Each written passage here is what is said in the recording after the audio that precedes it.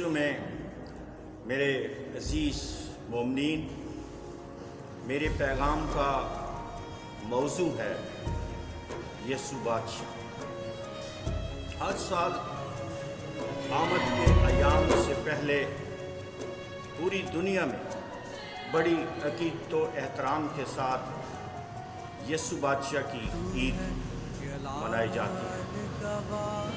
اس موقع پر مسیحی دنیا اور مسیحی حلقوں میں بڑے بڑے روحانی اجتماع منعقد کیے جاتے ہیں اور مسیح یسوع کی شان اقدس میں عظیم الشان جلوس نکالے جاتے ہیں، جو اس امر کا واضح ثبوت ہے کہ یسوع ہی دنیا میں ایک ایسی ہستی ہے جسے عالمگیر بادشاہ کی حیثیت حاصل ہے۔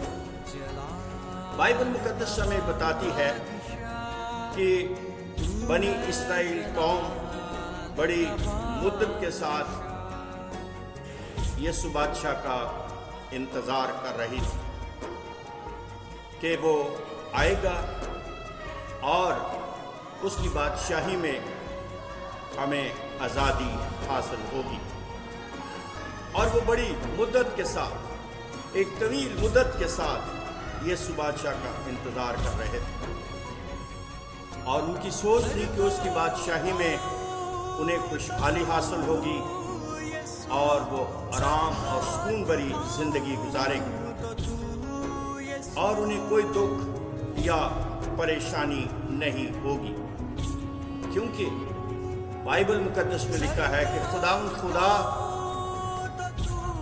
ان کے باپ داؤد کا تخت اسے دے گا اور وہ ہمیشہ تک یعقوب کے گھرانے پر سلطنت کرے گا اور اس کی بادشاہی کا آخر نہ ہوگا۔ یسوع مسیح جب انسانی لبادہ پہن کر اس دنیا میں آئے اور جب انہوں نے اس دنیا میں اپنی بادشاہی کا اعلان کیا تو یہی قوم یعنی بنی اسرائیل قوم اسے مشکوک نظروں سے دیکھنے لگی، کیونکہ انہوں نے اسے اپنی امیدوں، سوچوں اور ارادوں کے مطابق نہ پایا۔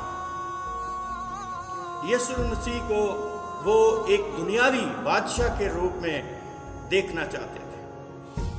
انہوں نے تو یہ سوچ رکھا تھا کہ یسوع ایک طاقتور بادشاہ، اس کے پاس بہت بڑی فوج ہوگی اور وہ ہمیں اپنی طاقت اور قوت سے رومی حکومت سے آزادی دلائے گا، لیکن یسوع ان کی خواہشات کے مطابق نہیں تھا۔ وہ بادشاہ ضرور تھا مگر دنیاوی بادشاہوں کی طرح جنگ و جدل کا بادشاہ نہیں، بلکہ گدی کے بچے پر سوار ہو کر امن و سلامتی کا پرچار کرنے والا بادشاہ تھا۔ اس کے ہاتھ میں قیمتی ہیروں سے جڑا ہوا آسا نہیں بلکہ ایک عام چھڑی دی گئی۔ اس کا تخت صلیب تھا اور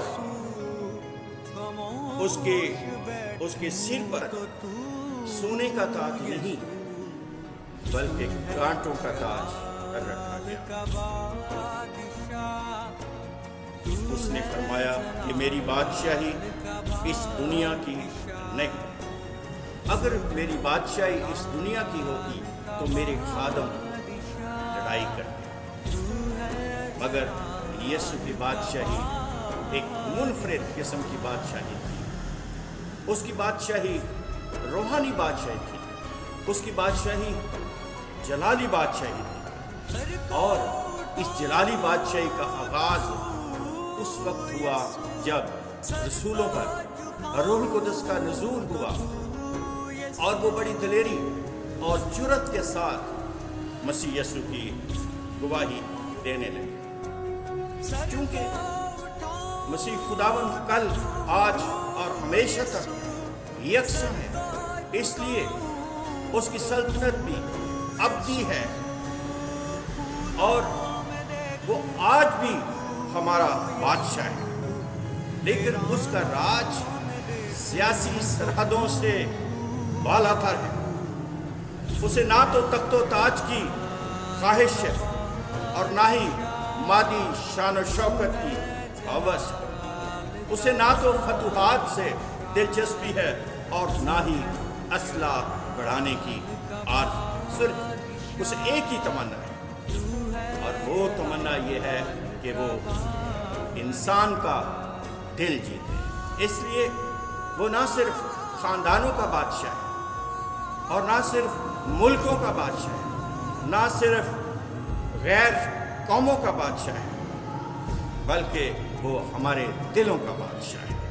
وہ دلوں پر حکمرانی کرنے والا بادشاہ ہے، کیونکہ اس میں آدم کی امانت، نوح کا جوش تبلیغ اور اسحاق کی اثار و قربانی موجود ہے۔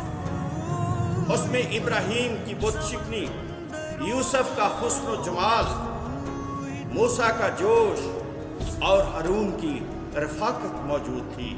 وہ بادشاہوں کا بادشاہ ہے، کیونکہ اس میں یوشوا کا جہاد اور داؤد کی خوشحالی اور سلیمان کی حکمت موجود تھی۔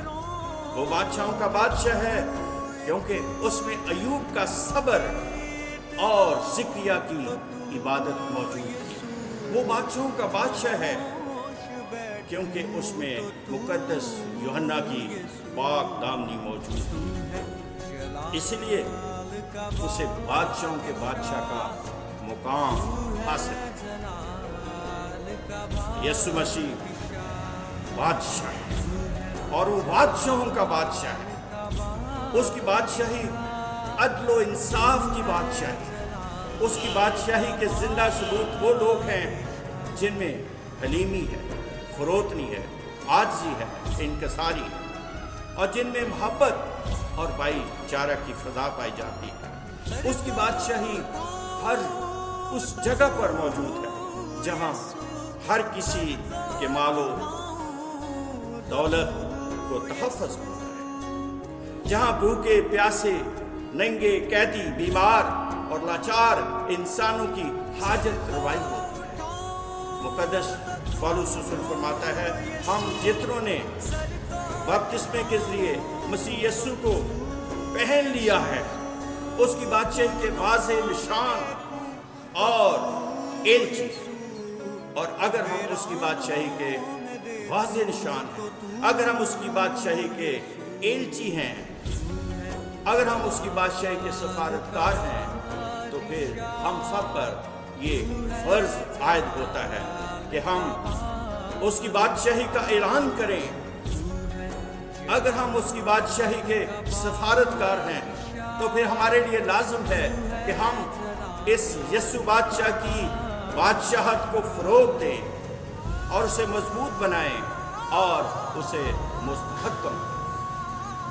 اور یہ اسی وقت ہوگا جب ہماری صفوں میں اتحاد ہوگا، جب ہم ایک آواز ہوں گے، جب ہم ایک جان ہوں گے اور بڑی دلیری اور جرأت کے ساتھ مسیح یسوع کی گواہی دیں گے کہ وہی ہمارا بادشاہ ہے۔ خداوند ہم سب کو ایسا کرنے کی ہمت اور توفیق عطا فرمائے۔